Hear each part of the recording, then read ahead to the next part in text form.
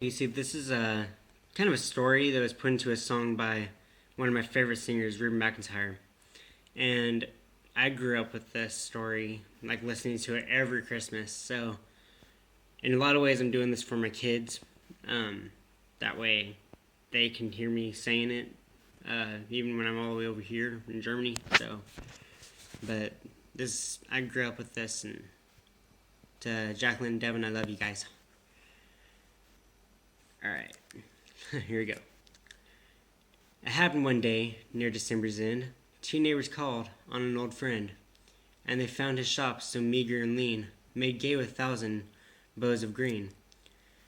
And Conrad was sitting, with face to shine, and when he suddenly stopped, as he stitched twine, and he said, "Old friends, at dawn today, when the cock was crowing the night away, the Lord appeared to me in a dream, and said, I'm coming to be your guest to be.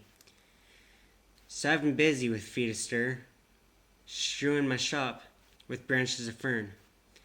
The table is spread, and the kettle is shined, and over the rafters the holly is twined. Now I'll wait for my Lord to appear, and listen closely so I hear his step, as he nears my humble place. And I'll open my door, and look on his face." So his friends went home and left Conrad alone, for this was the happiest day he had ever known. For long since his family had passed away, and Conrad had spent many a sad Christmas day. But he knew with the Lord as his Christmas guest, this Christmas would be the dearest and best. So he listened with only joy in his heart, and every sound he would rise with a start, and look for the Lord at his door, like the vision he had a few hours before. So he ran to the window after hearing a sound, but all he could see on the snow-covered ground was a shabby beggar whose shoes were torn, and all of his clothes were ragged and worn. But Conrad was touched, and he went to the door, and he said, "You know, your feet must be frozen and sore. I have some shoes in my shop for you, and a coat that will keep you warmer too." So with grateful heart the man went away, and Conrad noticed the time of day, and wondered what made the Lord so late, and how much longer he'd have to wait. When he heard a knock, he ran to the door, but it was only a stranger once more, a bent old lady with a shawl of black, with a bundle of kindling piled on her back. She asked only for a place to rest, and that was reserved for Conrad's great guest. But her voice seemed to plead, "Don't send me away. Let me rest a while on Christmas Day." So Conrad brewed her a steaming cup, and told her to sit at the table and sup. But after she left, he was filled with dismay, for he saw that the hours were slipping away. For the Lord hadn't come, as he said he would, and Conrad felt sure he had misunderstood. When out of the stillness he heard a cry, "Please help me, and tell me where am I?"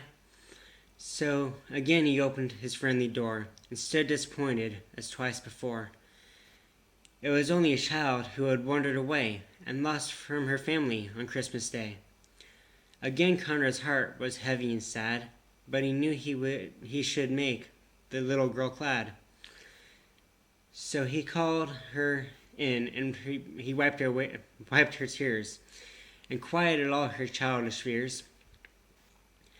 Then he led her back to her home once more, but as he entered his own darkened door, he knew the Lord was not coming today, for the hours of Christmas had passed away. So he went to his room and knelt down to pray, and he said, "Dear Lord, why do you delay? What kept you from coming to call on me? For I wanted so much your face to see." When soft in the silence a voice he heard, "Lift up your head, for I kept my word. 3 times my shadow crossed your floor, and 3 times I came to your lonely door. I was a beggar with bruised cold feet. I was the woman you gave something to eat. I was a child on the homeless street.